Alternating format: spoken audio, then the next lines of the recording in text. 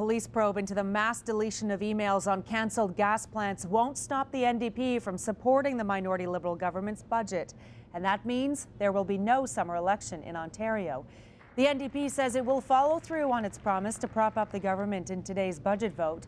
NDP leader Andrea Horwath says the budget contains several of her party's ideas, including a cut in auto insurance premiums. But the Progressive Conservatives say they don't understand how the NDP can call the Liberals corrupt for deleting emails and then prop up the government by voting for the budget. Canada's privacy watchdog is looking into any implications for Canada caused by possible U.S. government snooping. Reports say the U.S. National Security Agency has been tapping into information banks from U.S. internet giants. Privacy Commissioner Jennifer Stoddard says the scope of the information reportedly being collected raises significant concerns. Defense Minister Peter MacKay insists that the Canadian counterpart of the U.S. Security Agency is prohibited from looking at the information of Canadians.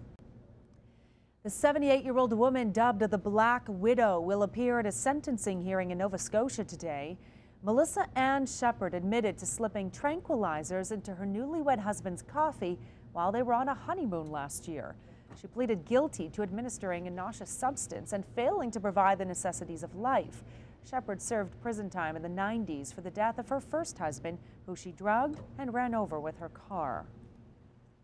South Korea says planned talks with North Korea won't happen tomorrow. The two-day talks were to be the Korea's first high-level meetings in Seoul in 6 years. The South announced this morning the talks won't happen, but it's unclear if the talks are being canceled entirely. There is optimism the talks would improve ties between the Koreas amid recent war threats. Hundreds of riot police moved in on protesters at the Central Square in Istanbul this morning.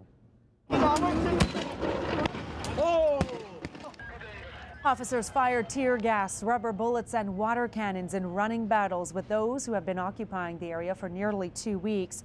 The police raid sparked clashes with groups of protesters.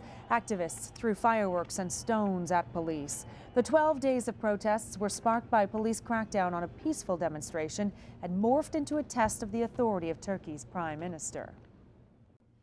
Nelson Mandela is spending now a 4th day in hospital where he is being treated for a recurring lung infection. There has been no official update today on the condition of the former South African president. The government has previously said the 94-year-old is in serious but stable condition. It's a resignation notice that's out of this world. Chris Hadfield submitted his resignation from space. It's been an incredible adventure, and it started so long ago. Hadfield announced yesterday that he will retire from the Canadian Space Agency next month. The Canadian astronaut informed his superiors of his intentions a few months ago while he was still on the International Space Station. He plans to continue to reinforce the importance of space exploration through public speaking and visits to schools.